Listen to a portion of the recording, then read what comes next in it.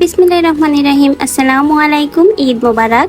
ঈদের দিন সকালে আমার বাসায় যে সকল মিষ্টি জাতীয় নাস্তা তৈরি করা হয়েছিল, চলুন আপনাদের সাথে একটু শেয়ার করি।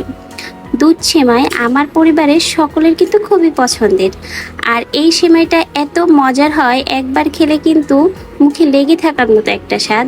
তো এই সেমাইটা বাসার প্রত্যেকটা সদস্য পছন্দ করে, আর এরকম ঘন দুধ করে কিন্তু সেমাইটা রান্না করা হয়।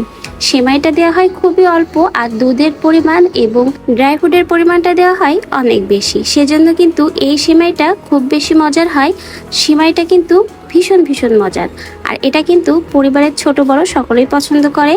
আর সাথে করা হয়েছিল লাচ্ছা সেমাই। লাচ্ছা সেমাইটাও কিন্তু আমাদের অনেক বেশি পছন্দের, বিশেষ করে মিষ্টি জাতীয় এই সেমাইগুলো আমাদের পরিবারের সকলেই পছন্দ করে। এই সেমাইটাও কিন্তু দুধ করে রান্না করা হয়েছিল। যত বেশি দুধ দেওয়া হয় ততই কিন্তু এই লাচ্ছা সেমাইটা খেতে বেশি মজার হয়। আর সাথে কিন্তু ড্রাই ফ্রুট দেওয়া হয়েছিল।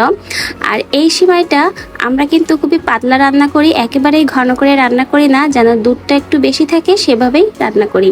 আর বাচ্চারা যে কতটা মজা করে খায় এই ভিডিওটা দেখলে আপনি বুঝতে পারবেন।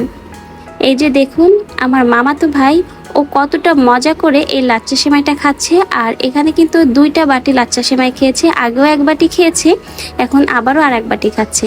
তাহলে তো বুঝতে পারছেন লাচ্চা সেমাইটা কত মজা হয়েছে। আর রয়েছে মজার আরও একটা মিষ্টি ডেজার্ট, সেটা হলো দুধের ভিতরে সাবু দিয়ে খুব মজা করে রান্না করা হয়। ঘন দুধের ভিতরে সাবু, সাথে দেওয়া হয় সকল ধরনের ফল এবং ড্রাই ফ্রুট।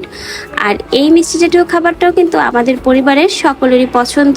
তো এই ছিল ঈদের দিন সকালে আমাদের বাসার মিষ্টি জাতীয় মজার ডেজার্ট। তো আশা করি আপনাদের সবারও ঈদের দিনটা অনেক বেশি ভালো কাটবে। ঈদ মোবারক।